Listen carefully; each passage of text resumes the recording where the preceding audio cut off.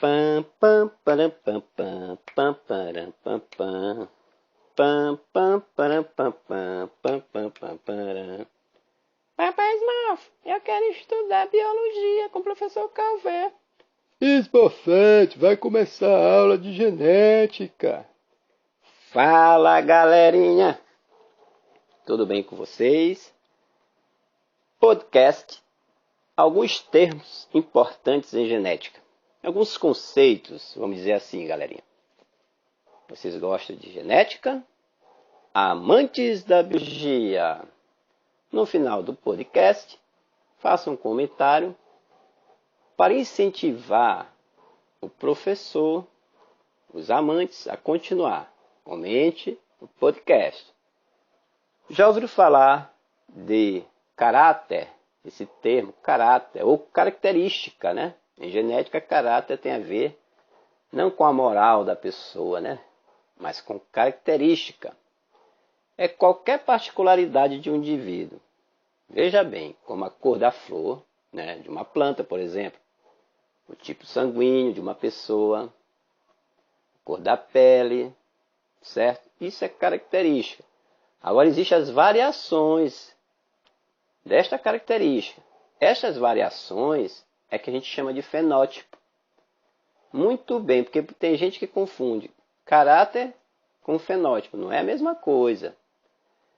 O fenótipo é cada variedade de um caráter.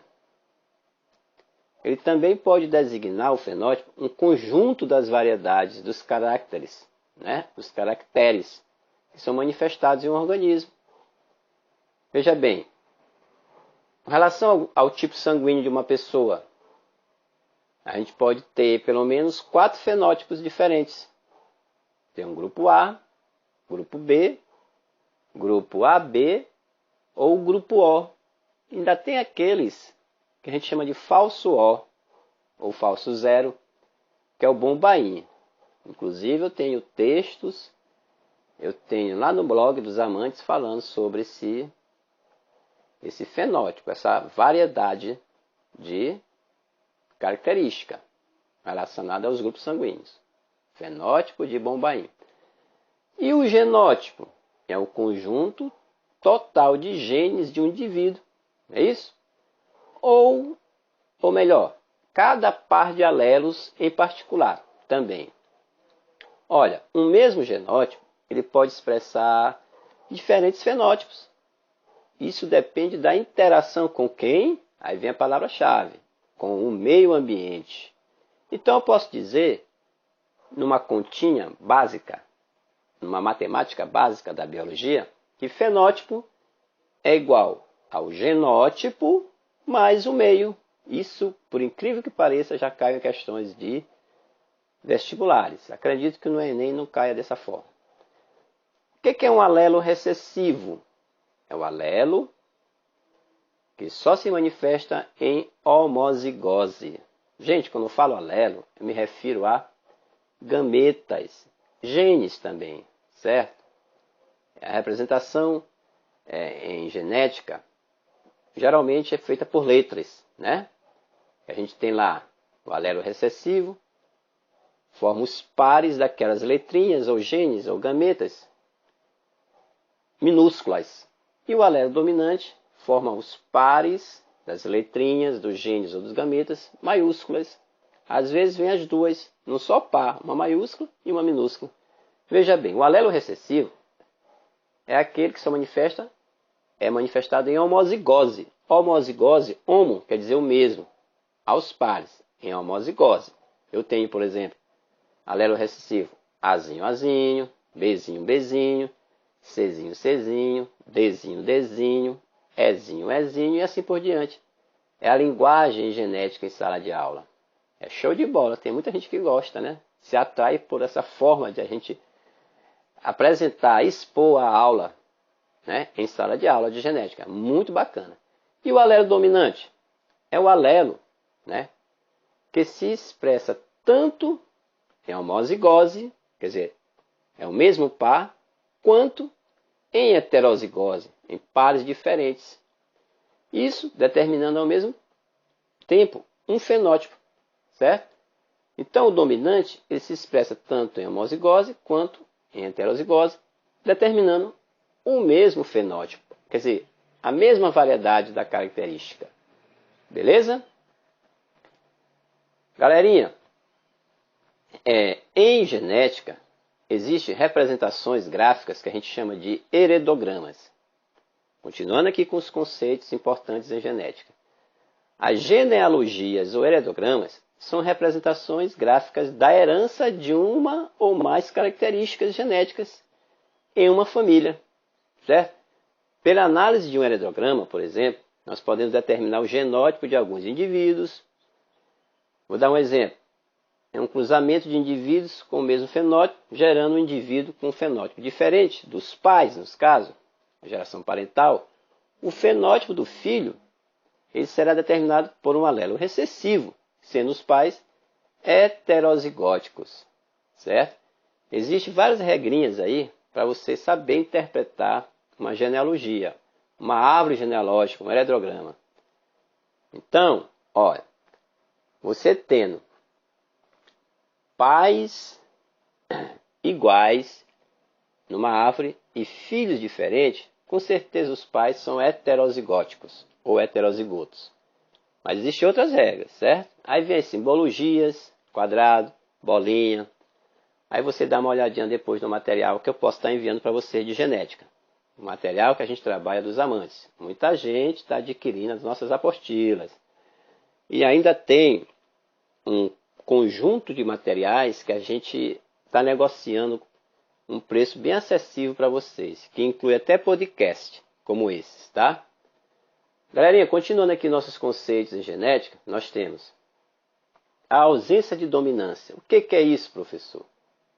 Olha, em caso de ausência de dominância, também chamada herança intermediária, lembra?